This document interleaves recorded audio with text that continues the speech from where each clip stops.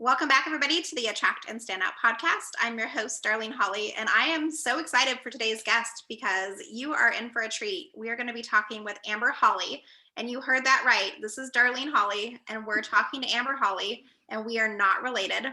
But Amber is a licensed marriage and family therapist who works with high-performing entrepreneurial couples and individuals, helping them have more fulfilled relationships without sacrificing their business.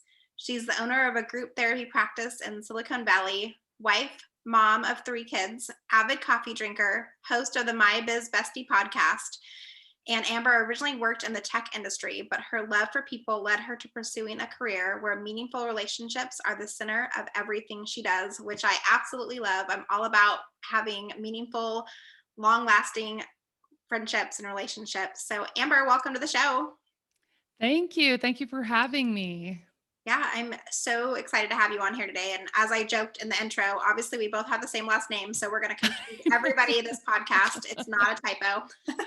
Exactly. I And know it's those Scottish roots. yeah, and we're not related that we know of. I mean, it's my maiden name, or it's my not my maiden name, it's my married name. So, It's my married name as well. So so our husbands are probably related and we're not, which is awesome.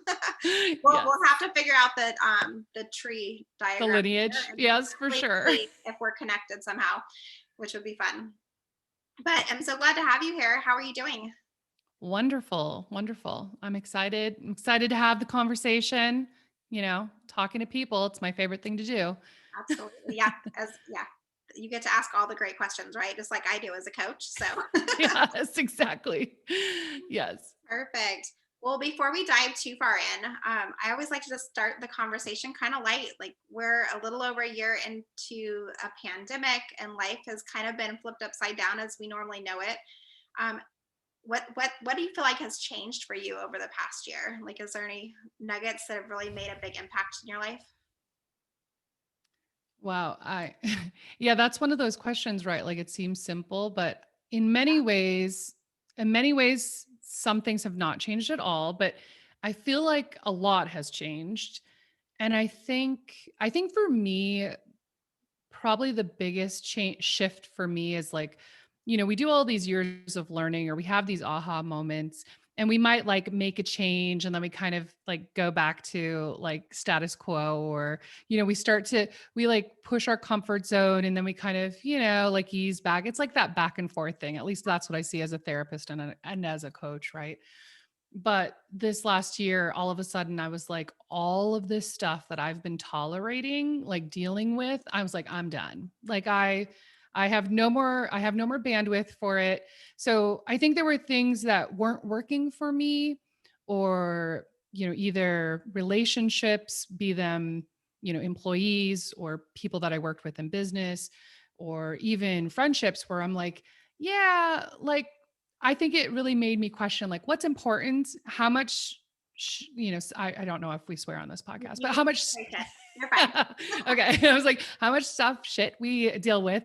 And I was like, I'm not going to tolerate it anymore. And so I started just like, I guess I don't want to say cleaning house. That sounds so like, callous, but really about lightening my load and letting go. And so in that, it's just been this search for letting go and figuring out what's most important. I think that's been my biggest shift anyway. Yeah, and I think so many people can relate. I know I can. Like you're really able to figure out what you want to like where you want to be spending your time, what you want to spend your time doing. And I know we led at my house, we led a really busy lifestyle up until COVID, and a lot of that obviously came to like a screeching halt, and we made some changes, and we aren't doing as many things anymore, and we really have more quality time to like get to know each other and to like connect and really go back to like our roots of like what's important, where do we want to be spending our time, Absolutely. and we don't have to Yeah. do that go go go lifestyle that our whole entire world I think was used to.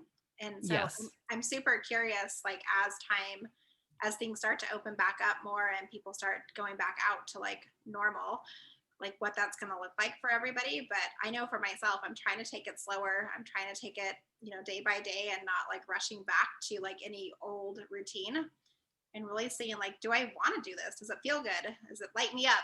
Does it bring me joy? Like Marie Kondo it. Yes, exactly. Marie Kondo your life. Exactly. I know. And it's so interesting that I think I'm already starting to see that with like my group practice with our therapy clients, and noticing that people are already starting to add so much back on their plate. And I think some of it, there's going to be initial, like that pendulum will swing a little bit of like excitement. I know, like, I'm an extrovert. I am dying to be with people who are not, I need an adult who's not in my household. Like, I love my husband, but I need other adults, like, and so I think there might be that initial like, yay. But my hope is, if you realize that that wasn't working for you, that people will kind of take stock of that, like you said, and be really thoughtful about what am I adding back in, and making sure that, we're not doing things just because we think we're supposed to, or we should, or we have to, but because that's actually what I want in my life. Yeah. And it's so powerful. What I want. Mhm. Not what anybody else Yes. wants, not what we think we should do, or we're not keeping up with the Joneses type of thing Yeah. where it's like that fast paced go, but really like, do I want to do this? Like, it doesn't light me up. Does it have something in it for me where I'm going to like grow as a person, or it's part of my true value system and like who I truly am at the core? Yeah, and a lot of what I've been talking to people about this last year is like, is that in your vision? Like, is this the vision for your life? And does that fit into your vision? Right. And so I think that's kind of the litmus. I know for my husband and I, like, when we moved to Asheville, North Carolina from California, it'll be 2 years in June. And so we went from a very, like, Bay Area is very fast paced, go, go, go. And it was just, it was go, go, go is how it felt. And so it was a dramatic shift to come here. First of all, we knew nobody. So, like, already, not having family, not having friends, all those obligations are gone. So it was like a screeching halt, but in a way that was good, because it was like that recovery and then a lot of intentionality. And so, but it feels different to have chosen that as opposed to COVID just like threw people into that. Right. Yeah. Like, you got to make a conscious decision that you wanted to slow your Mhm. life down, and you slowed it down, and then it even got slowed down even more when COVID hit, I'm sure. It's at a glacial pace at this Yeah, point. that's funny. But yeah, so I want to hear a little bit about you and your story. How did you get into family therapy and coaching? Like, what did that process look like for you? Yeah, I have what I consider kind of a windy road. When I initially was in like the retail sector, and then when I moved to California, I ended up getting into like the .com world, because I'd moved there like 20, well, now it's almost 25 years ago. And it was great because, you could be creative, and I love technology and marketing. So I did like marketing and operations, and I was really good at tech. And I was doing it, but I had what every, good 26-year-old has, is their existential crisis, their first existential crisis. And I was like, what is the point of all of this? And I thought, you know, I wasn't happy because it was like that corporate structure where I don't think I fit well in that mold. Like, I'm a little more edgier, and like I like I things, and when things don't make sense, then I just get really frustrated, right? So I was really unhappy, and I started to feel like, oh, I think I hate people. And I was like, no, it's not that. I love connecting with people one on one. I just really hated my job. So I went back to school and became a therapist, and then started my business right away. And as I started my business and I had to do all this marketing and technology and all the stuff, then it was like that passion that I had initially came back. So it was like I went full circle. And then, I'm like, oh, I love doing this stuff. I could talk about marketing all day long, but I also got all of those connections with my clients, and then, with my employees, and having those people and even fellow entrepreneurs. And so it's like, oh, I have the best of both worlds. This is fantastic. And so that's how like the My Biz Bestie podcast was started, like as a passion project. And more and more I'm like, this is what I love doing, because it's like, again, the melding of those two worlds, where I know I have I was good at that part. Like I was good at the marketing and I was good at the technology stuff. And I like that creative big picture thinking. But I also love that I'm still supporting entrepreneurs on the emotional side of business, like all those other things that really impact us, which it's, burnout or imposter syndrome or shiny object and a lot of mindset stuff. Those therapy skills really come in handy when you're helping people through that, because our lives and our businesses overlap. They're not like two distinct things. So, if one's not going well, they're impacting the other. So it just kind of became a natural progression. Yeah. And you're right. Like I was just talking about this recently. Like it's almost like you had two buckets. Like in my career days, like I thought I had like my work life and I had my family life. And then as an entrepreneur, like that was my biggest frustration when I left retail management, because I did retail as well. It sounds like that's what you did as well. Yeah. But I was like, okay, when I was at work, I was at work, and when I was at home, I was at home, but I was always worried about the other, and I could never figure out how they like came together. And as an entrepreneur, I was able to like realize like, oh, I can have everything. It doesn't have to be like two equal parts. Like some days it's going to be more work, some days it's going to be more family. And I found like that ebb and flow and that harmony piece to it, where I didn't know that was possible when I worked retail management, because I felt like I was like a horrible mom when I was at work, and I felt like a Mm. horrible employee when I was at home, because my job was so demanding and they expected me to be there all the time, and like I could never take a day off. Like it was like so much pressure. But then like as an entrepreneur, you're like you almost can breathe again, because once you realize it took me a minute to realize it, but once I did, I was like, oh, I can like I can move something on my schedule if I have to. I can like make my appointments when I want my appointments, and I can, still be at soccer games on Saturday mornings, and, take them to the park on Tuesday afternoons, or do whatever I wanted to do. And that was like a big thing for me when I finally had that aha moment as an entrepreneur. I was like, oh, I do get to have it all. I didn't think I could, but I do. Like, and I knew in my gut that I could have it all, like, and find a way to do both. But in retail management, like the door, like nobody showed me that there was like space to like Right. do it together. Yeah. And I think, well, on one hand, I will say, I feel like a lot of entrepreneurs don't fully get that. Like we might logically get that, but we feel so much pressure to perform or to achieve or to make money. And because it's kind of like a baby when you start a business, it's like your thing and you care for it. It's hard to turn it off for a lot of people. So I think actually a lot of people struggle, especially if they were in that corporate culture where they're used to meeting those high demands. It's hard to just shut that off for a lot of people, and knowing like it's okay to do that, or that doesn't mean that you're not committed to your business if you don't work 24/7. Like why, I always say like what's the point of starting a business if you're not going to create the life that you're wanting? Like if you're just going to be miserable and working a ton, like you could eliminate the risk and just go work for someone else, right? Yeah. And I do think like retail in particular, like having been in retail management and then also being in, the management area in like the .com world, like we would in .com, like we would have those, like when we're launching or doing something, there would be times where you would work a lot more, like there would be more of a demand, but there was like a ebb and flow. Whereas in retail, because it's kind of like you have to physically be there because right, like that's the mentality. So there's a lot of pressure. So I think that's even more of an intense pressure. Yeah. And for heaven bid you like try to take a day off because district was coming, or there was going to be a big Yeah. walkthrough, or it was going to be a big sale or something. Yes, or inventory or what. Yeah, there's so much. I was Oh, like, it was oh, always something. yes. But yeah, and you're right. Like that's one of the things that I work with a lot of my clients on, is getting that ebb and flow in their business, because most of them have been in business for like 2 years on their own, and they're still struggling. Like, well, I had to work a ton when I worked in corporate America, or like whatever they used to do. And now I'm trying to figure out, like, I wanted that freedom and flexibility of having a business, but how do I Mhm. have that and still get my job done and be home and be a good mom or a good dad, or Yeah. like do that, all of the things. Like, there's so many things we can do.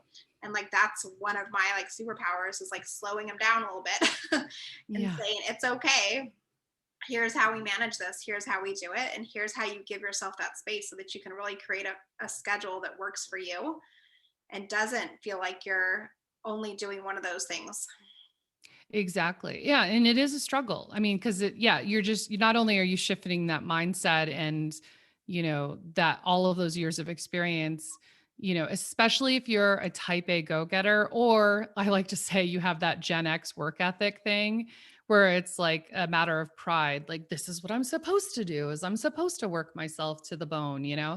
It's hard to let go of those things. So it is a process. It's good to have a guide in that process for sure. Absolutely. And that's what I saw, I should say, when I was growing up. Like you went to work, you had the steady paycheck, you had the 401k, like you had the benefits. Like my family thought I was crazy when I decided to leave retail management, where I had this like amazing paying job and I was working my way up the ladder and I had done it really quickly. And I loved the work that I did, but it was like also like the flip side of it, like the politics and like the hours and like all of those things. I was like, there's got to be more. Like, this cannot be what my life is going to look like going forward. And it wasn't until I started looking for what that more looked like that I found coaching. And then I had to put the pieces together and I was like, oh, wait a minute. Like, I've actually been coaching my whole life. I didn't even know what coaching was, but I did HR training development. Like, I was the Yes. friend that everybody came to if they needed advice and in high school and those different things. And I was like, oh, I was like, this is the part of my job that I love. This is the part that I want to hold on to. I don't want the politics and like the crazy hours and those parts, but I want that part. Like, I loved helping support my employees to move up within the company. Like, that is what kept me there for as long as I was there, because I was seeing other people move forward and make change and make, themselves make a difference for themselves. And I was like, ooh, I want more of that. So then when I found coaching, I was like, ooh, I can do that like 100% of the time. Like, heck yeah, I'm in. Where do I sign up? Exactly. I know. And I do see that a lot, especially, yeah, if you come, for people who were in that like management, HR, corporate kind of space where it's like realizing, yeah, it was those connections to people and helping people that really was their favorite part of the job. And so, however they transition that, even if it's not coaching, if, there are other ways to do that and still have it be your own thing. So you're setting those boundaries, like, is very exciting, right? Yeah, And absolutely. I know, and I think, and even we know, even from like research, like the reasons that a lot of employees even stay with the company, it's because of the people. And so that's why, the connection to people is such an important piece. And so figuring out, how can I build that in even as an entrepreneur? Because that's where a lot of people start that. And then they're on like this isolation place and they're feeling very lonely and by themselves. And so it's tough, right? Like it's a tough transition. So people, I guess, should have a lot of grace with themselves about that. But it's also very exciting. Like, I can't imagine anything more exciting and fun. I totally agree. And you're so right about like the isolation piece. Like, that when I first started my business, I was like, wait a minute, like, where's my team?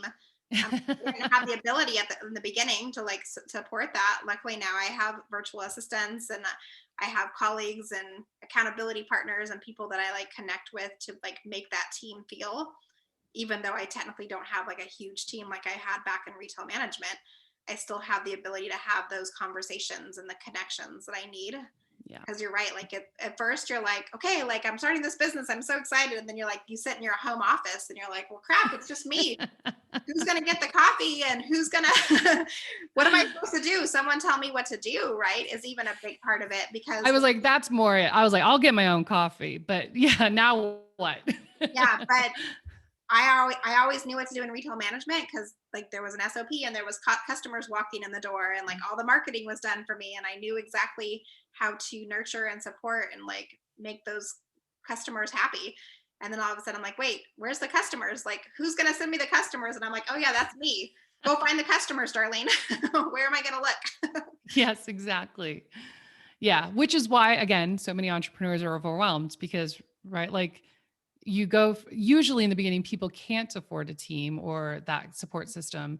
So they're having to all of a sudden do everything themselves. So it's very hard then to say, like, oh, well, I'm just going to take the weekend off or I'm going to do this or whatever. I think there's like genuine pressure there to make it work. Well, there's so many buckets that you're working in. Like, you have your client bucket, you have your marketing, you have your administrative tasks and like your systems and your SOP and like content creation and like now we have like this amazing online world, but we have to create content to let people know that we exist. So we have to create Yeah. social posts and, blog posts and YouTube videos and podcast interviews. And sometimes people don't love video or they don't love writing a blog. So they have to like play to their strengths and figure out like which of these strategies do I want to do are going to Mhm. make me want to show up each morning to do this work, because otherwise you just create a job again for yourself that you're not satisfied with if you're trying to do all these things that you don't love doing. Like, and that's like the biggest thing I love to support my clients with is figuring out like, what do you want? How do you want to show Mhm. up? How do you want to connect and build relationships? There's plenty of ways to do it. You don't have to do it like you see everybody else do it. You can do it in a way that feels good to you and get your message out there, share your story, build those relationships that you're meant to, where you're attracting your ideal clients to you and you're repelling the ones that you're not supposed to be working with.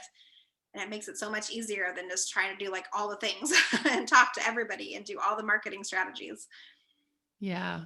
But again, trusting that, right? Yeah. Like, you've been doing this. I've been doing this for a long time. We know with 100% certainty, all of that is true. And that's what you need to do. And I know like for people like just switching over or just starting their business, that is the scariest thing on earth. It's like, what? Alienate people? I was like, yes, you need to. Oh yeah. But yeah. Because the first 2 years in most people's, I know the first 2 years in my business, like I didn't know what I was doing. I was really good at coaching and I had been trained in business coaching like when I started my business, and I knew I could help all the business owners in the whole wild world. Like I was like trying to talk to everybody and in turn talking to nobody, right? Because my message was so broad and I was so desperate to get clients that I didn't even realize like, oh wait, like I need to like make sure I tell people what I do and how I do it. But I was just like, I'm a business coach and I can help you and let me tell you how. And it didn't translate right. But then like 2 years into Yeah. my business, I like had that aha moment. I was like, all right, Darlene, like something's not right. Like you're getting clients, but it's inconsistent and it's like they're all different types of industries. Like let's like pull it in a little bit. Like who do I really want to work with? And when I finally like sat myself down and slowed myself down, that was when I was like, okay, now I know who I want to work with. I want to work with service based entrepreneurs. Okay, cool. Where do they hang out? What do they do? Where how am I going to connect with them? And then that was when all of a sudden people were like, oh, I know somebody I can refer you to. And like it took the guesswork out of it. And I was like, oh, why did it take me 2 years to figure out that I just need to like figure out what I was saying and how I was, messaging myself to Yeah. the world. And then it's like it clicks and that light bulb went off. And I was like, oh, now I can grow a business that I actually love. Because for those first 2 years, I loved it, but it was not, there was no method to the madness. Absolutely. Which I think is very normal, Yeah. right? I'm pretty sure I always joke. I'm like, everybody knew who I was because I networked. This was back in 2007. So it was, my business was built networking in Las Vegas, which is where I lived at the time. And I'm like, it's like Cheers. Like everybody knew my name, but nobody knew what the heck I did. Like Yes. they were like, oh, it's Darlene. Like, it's great to see you. How have you been? Like there was all those great connections and relationships because I'm great at building relationships, but my messaging was horrible at the time. And then all Right. of a sudden people are like, oh, it's Darlene and oh, I know what she does now. So now I can refer her business. Cool. Yep, it's a learning process, that's for sure. Yeah. What would you say has been like one of the biggest things like you've had to overcome as a business owner? Hmm. I'm thinking because I have a couple. Like there's a few things, but I think I think for me in the process of in the last 10 years of owning a business, it wasn't until I think it was like 5 years ago or 4 years ago, like in that time frame, that I finally got diagnosed with ADHD. And so for me, like a lot of the struggles I was having and a lot of the feeling of like self-doubt and just where it felt like I kept sabotaging myself, not like consciously or Yeah. overtly, but like things kept happening and I just felt so terrible because on one hand I knew I'm very driven and I really care about things, and then I would end up, messing up finding out that I had ADHD so then I could then address those tendencies, like was transformational for me because there were just so many things now that I, understand that. And that's become my expertise. And that is mostly, I work with all kinds of people because, I started off as like a couples counseling was my specialty in my therapy practice. And so I would work with a lot of couples, high achieving couples, and like they would be entrepreneurs or .com people or whatever. And so I kept seeing all of these people, and there's a lot, like 40% of entrepreneurs have ADHD. Now, they may not be diagnosed or know that that's exactly it. But Yeah. so I kind of speak to that easily distracted entrepreneur. And now I understand it, and I see those traits, and I see that same things, the things happening. But until I could understand that, like, why is this so hard for me? Like, why do I keep getting in my way? And just feeling like I wasn't good enough as like a person or as a business owner. Once I figured that part out and got that awareness and that knowledge, and did my work, see my therapist, and then started doing training and understanding ADHD more so I could support my clients, it was a real struggle because there's ways in which, and I think I hear it from all kinds of entrepreneurs, but especially when you're like neurodiverse, at the end of the day, your brain just works different. So Yeah. the old strategies of, oh, well, when it becomes painful enough, you'll make a change. It's like, no, that's not going to work because that's not how my brain works. Yeah. That's probably my biggest one. And I love that you shared that. Thank you for sharing that because you're right. Like there's so many entrepreneurs who have a really hard time focusing in, and like we call ourselves, whether it's like multi-passionate or Yes. we beat ourselves up because, and I don't think I have ADHD, if I can say that right, but I've had those moments where like those same feelings and those same frustrations will come up, and I'm like, wait, am I multi-passionate? What am I doing here? Like I'm trying to do two or three different things at once because they were all exciting and they were all like, Yeah. something that sounded like I should go this way, and then I'm like, oh wait, like why am I like taking on this type of client? This isn't like the type of client I typically work with or what I'm typically doing. And it would dilute the water sometimes and make it really hard for what I was focusing on. And then it made it hard for other people because they're like, wait, what are you doing now? Like, how do I refer to you? Because I see that you're doing this, this, and this now. And I'm like, oh, Yeah. yeah, but I'm really doing this. That's just for fun. Like, that's just extra.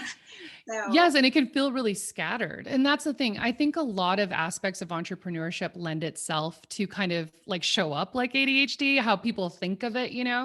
Um, and so that's why like I say like the easily distracted entrepreneur. And there are people I work with, like I have a coaching client now who 100% does not have ADHD. But given COVID, given everything else, those strategies still support her, and my knowledge to be able to kind of help her through all of the emotional stuff she's going through um is still there, right? But like you're saying, if you truly are in that where you're ADHD, you're maybe neurodiverse and your brain works in a different way, like those old tactics aren't going to work. Like they just, and if they do, it's like the effort that is required to make that strategy work is just exhausting, right? And so, I understand why my ADHD people reach out for entrepreneurship, because there's also that like working for other people can be really tough, and working within those boundaries and of and expectations that are often quite arbitrary, they can be a struggle. So but yeah, I feel like, yeah, once you understand that, and I don't care if you have ADHD or not, like once you understand, like the struggles that you have are not reflective of your value or your worth as a business owner or a person, and you can figure out, okay, how do I account for those, or how do I set my business up in a way to support me, knowing that that's just my struggle and it's okay. It makes life so much better.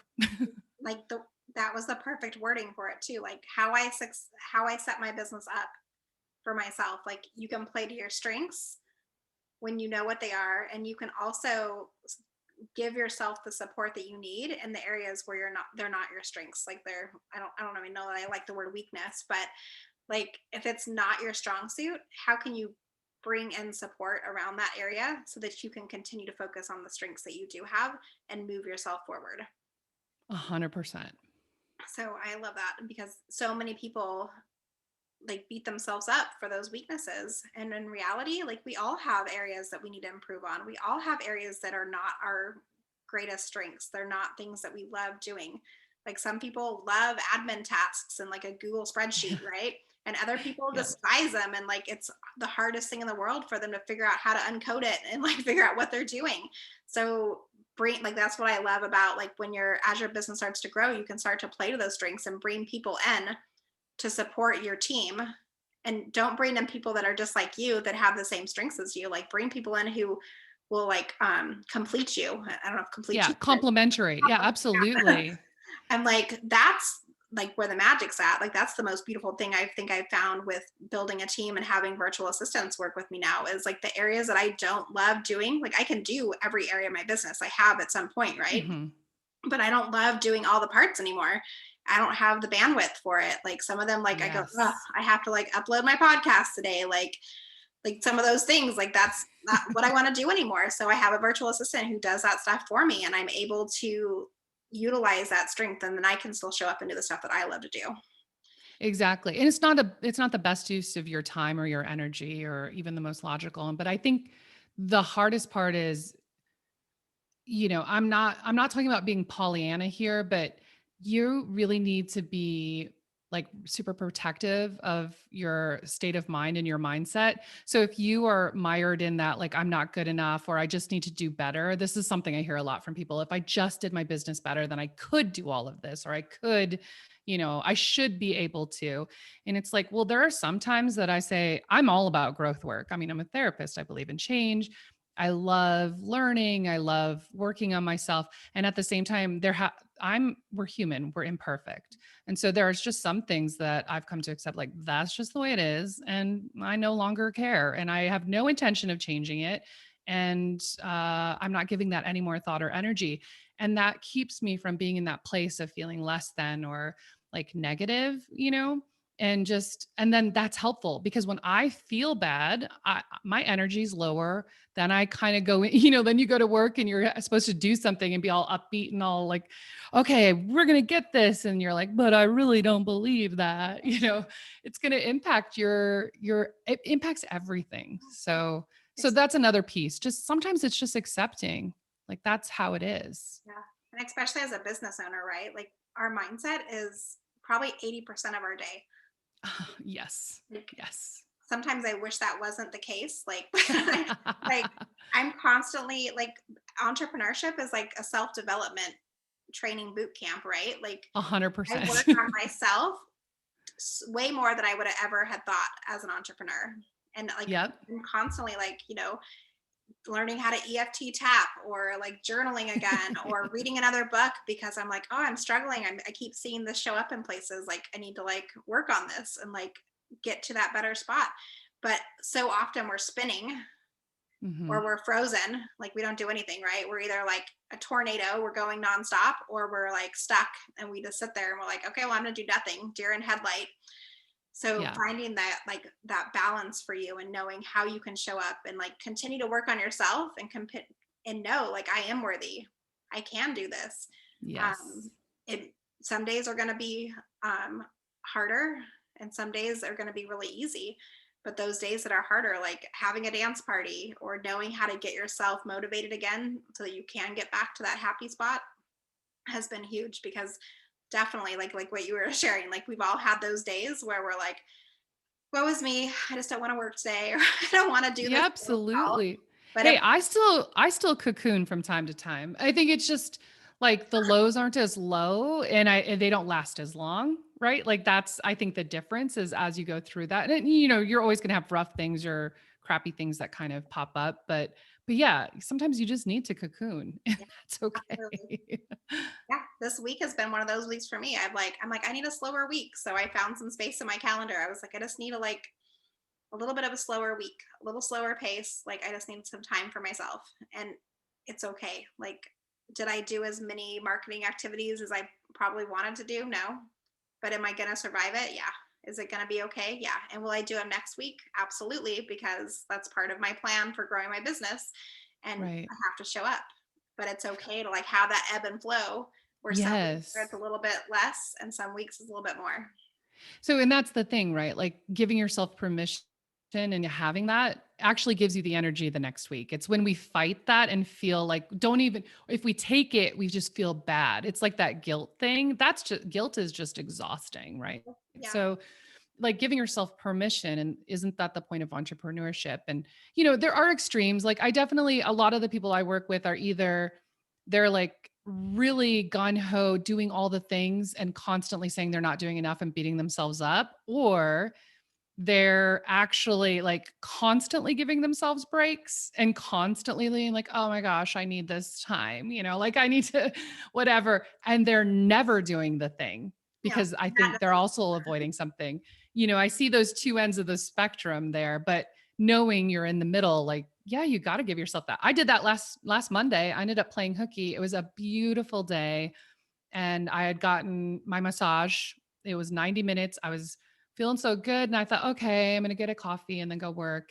And I was like, nope, guess not. I'm just going to enjoy myself. Yeah. And I worked really hard the next day, but you have to do it. Yeah. You have to do it. And that's the beauty of being an entrepreneur. Like you get to make those rules and create Yeah. the life that you want. Before we start to wrap up, what does success mean to you? I think for me,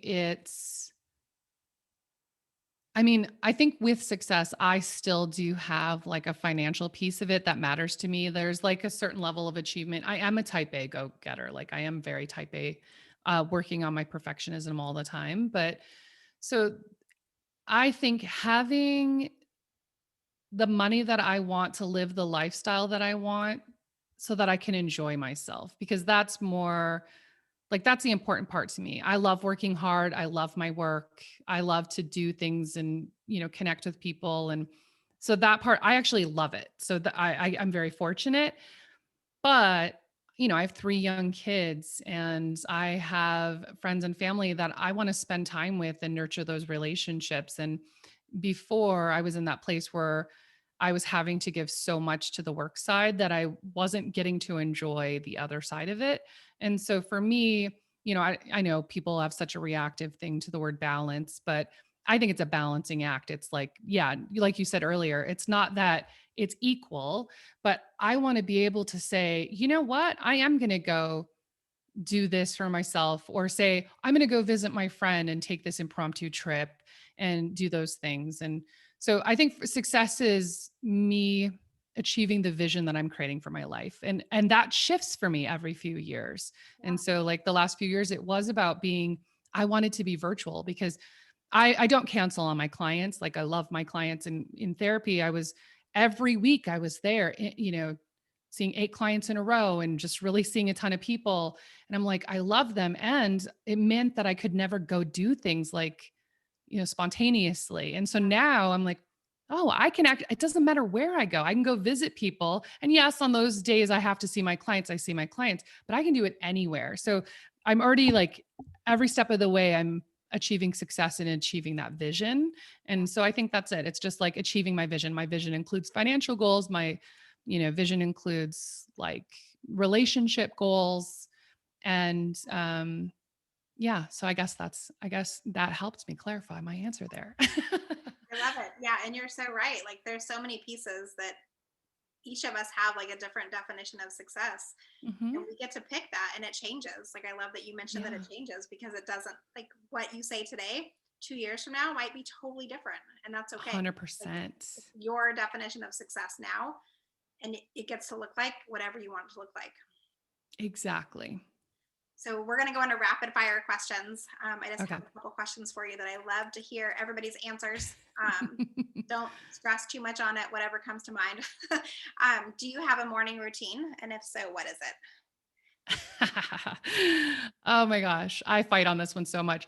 I do not. I do and I don't. So I don't have the typical morning routine. Like I've read The Miracle Morning, brilliant, I get it, blah, blah, blah. I am a more of a night person. I have a routine. I am all about easing into things. Like I want everything to be as easeful as possible. So I literally have Alexa play my theme song, and I dance myself out of bed, and then I throw open my curtains and I have a little dance routine that I do. And then then I have like a routine of like drinking lemon water and then having my coffee and all of that. But I'm all about easing into my day. So, I and love usually a social media scroll is part of that. So it is not the typical like do all the things, the vision and reading and all of that. Like I know, but that's not They me. don't have to be. This is why I'm so curious about it because I love to hear what people actually do. Because those, Yeah. I'm not a 5 a.m. wake upper. I No. don't get up and like, I mean, I have a slow morning. I like to come downstairs and Yes. make my coffee. I usually do journal, but will you tell us what your theme song is? Yes, and sometimes it has changed before, but currently it's High Hopes by Panic at the Disco. Okay. And it has this great thing because I can no one can see me but you, but like raising my hands and then it's like, it crescendos and I love that. And I'm just like, and it just wakes me up and energizes me because I'm not a morning person. So I need to like get a little, but I love dancing. Like I could dance all day long. So that it pumps me up. I love it. And yeah, I'm not a morning person either. So maybe I need a theme song. I'm gonna have to think about that one. Theme song. I'm telling you, you need a theme song. I'll think about it. I'll let you know what it is. Who has been the biggest influencer in your life? Hmm. Boy, I know you said rapid fire. I'm not doing a very good job. You're fine. People that I know IRL or or just people that I know of. Um, Whoever has made an I impact. know. This is going to sound so cliche, and I think that's why I didn't want to say it, even though initially I was like, obviously it's Oprah, but Yeah, which sounds there's that. cliche. But I've been watching her since I was like 11 years old. And what I loved about her story is, well, one, I guess being a therapist and doing the work I do is I love people, I love hearing people's stories and I love people who kind of overcome the trauma and adversity in their life and positively impact others. So for me, she's so authentic and vulnerable. And I know it's cliche, but I also love how unapologetically driven she is and how she's really into her own personal growth and I love her vulnerability. So for me there's just so many parts of her journey that inspire me and also that I feel connected to, I think as a woman and as a human being. That she's kind of my OG. So I will always go back. She's on my vision board still. I love her. I love Oprah too. So we got to get on her the Super, Oprah Super stage. Soul. Yeah, Super Soul. That was what I was trying to think of. I was like, there's a name for it, but Yes. I add that know. to the vision board. We're coming.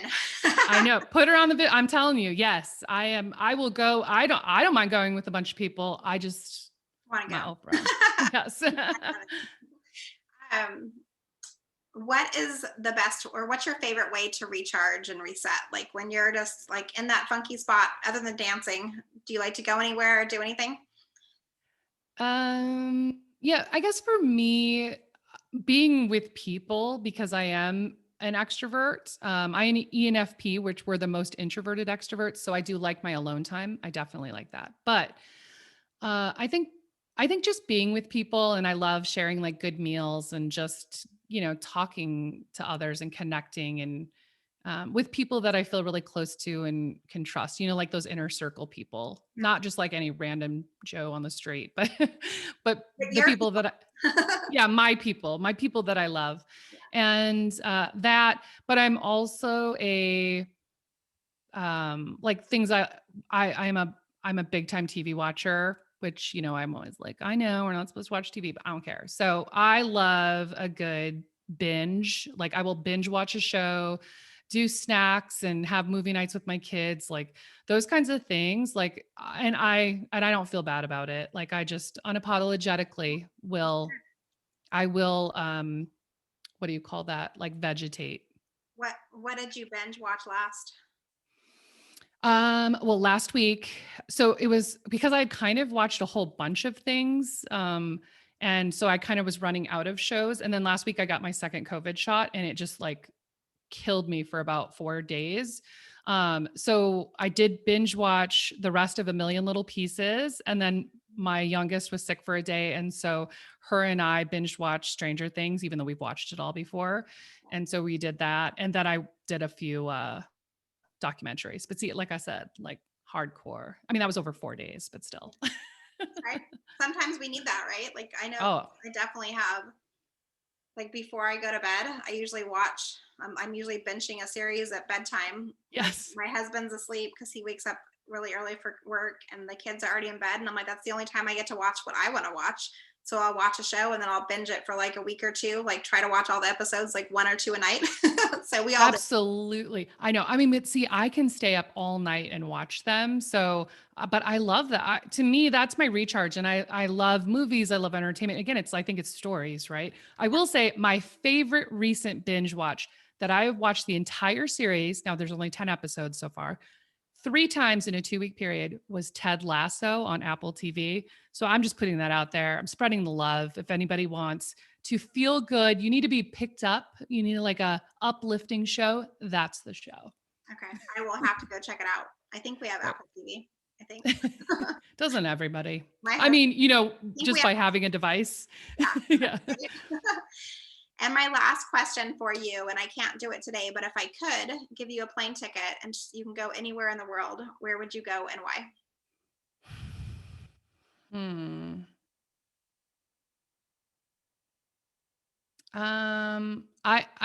I think my like dream destination is I just want to go spend some time in like New Zealand, Fiji, that type of area, or I just like that. Yeah, and I would go because I want a really epic vacation. Yeah, sounds good to me.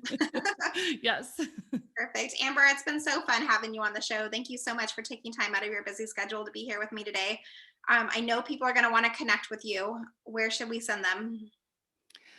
Yeah, they can go to mybizbestie.com and see me there. And, all my social media stuff will be there as well. And, if people are needing like a little extra support and you're feeling that kind of like burnout or overwhelm or just whatever in your business and you want a little something, I do have a thing for you all to go to mybizbestie.com/self-care. And I know that kind of sounds boring, but I'm not boring, and it'll be super wonderful. But no, it's kind of like a strategy checklist to kind of help you figure out how can I do self-care in those moments where whether I have 1 minute, 5 minutes, 30 minutes, whatever. So it makes it more manageable and gives you something so that you're not just binge watching Ted Lasso every time you feel bad. And that's okay too if you choose to go that route. Totally okay. It just But stops working after time. I'm all about self-care, and it's definitely like the most important thing we can do in our day is take care of ourselves first.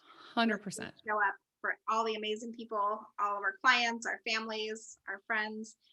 We have to put ourselves first and take time for us, and then we can give to everybody else. Awesome. Well, thank you. Yeah. Well, thank you so much, Amber, for being here. And that's another wrap of the Attract and Stand Out podcast. I will see you next week. Go out there and make it happen.